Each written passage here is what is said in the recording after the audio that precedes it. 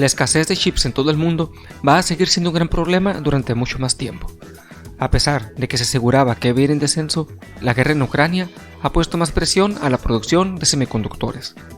Los microprocesadores son el fundamento de la economía digital mundial y son el cerebro que permite el funcionamiento de los componentes o artículos electrónicos que utilizamos en el día a día.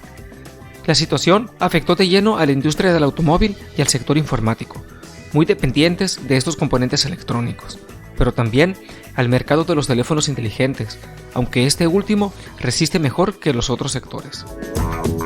Con la invasión de Rusia a Ucrania, las cadenas de suministro hacia Estados Unidos se reducirán, ya que los países son proveedores de gas neón y paladio, materiales claves para la producción de chips. Rusia es un importante proveedor de paladio, un metal raro omnipresente en la electrónica.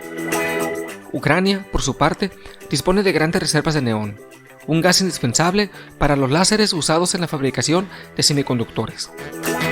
El 90% de los suministros de neón de chips de Estados Unidos procede de Ucrania, mientras que el 35% del paladio utilizado en memorias y sensores se obtiene de Rusia.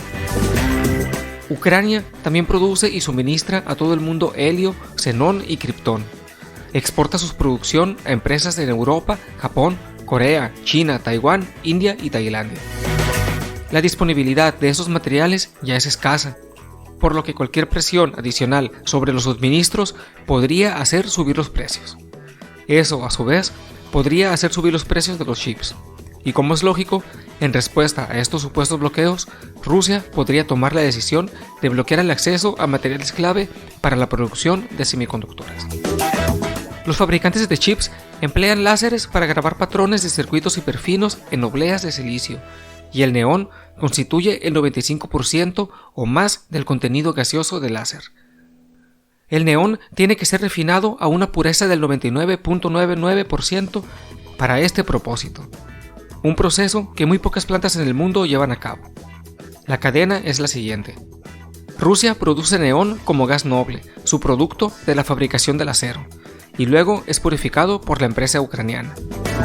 En un comunicado, la Asociación de la Industria de Semiconductores dijo que la industria tiene un conjunto diverso de proveedores de material y gases clave, y que la crisis de Ucrania no presenta riesgos de interrupción inmediatos.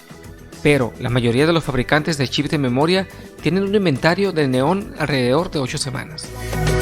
El Departamento de Comercio de Estados Unidos reveló en enero de este año que el suministro de chips para computadoras cayó alarmantemente. Por ello, Joe Biden pidió al Congreso el 25 de enero aprobar un proyecto de ley que proporcionará $52 millones para producir nacionalmente el recurso vital para la vida digital. El mercado estadounidense ya tiene un mercado de semiconductores, pero ocupa a Samsung y a TSMC para fabricar sus procesadores. Por ello, el nuevo proyecto de infraestructura de origen geoestratégico propone construir fábricas en el país de empresas como Samsung, TSMC e Intel, para posicionarse frente a China y el resto del mundo. En los últimos meses, estos gigantes del sector anunciaron miles de millones de inversiones en nuevas fábricas. Pero estas medidas, que pretenden diversificar la producción del chip y que se tratan de tecnologías complejas, no darán frutos de aquí a 2-3 años, pues implican encontrar una mano de obra extremadamente cualificada.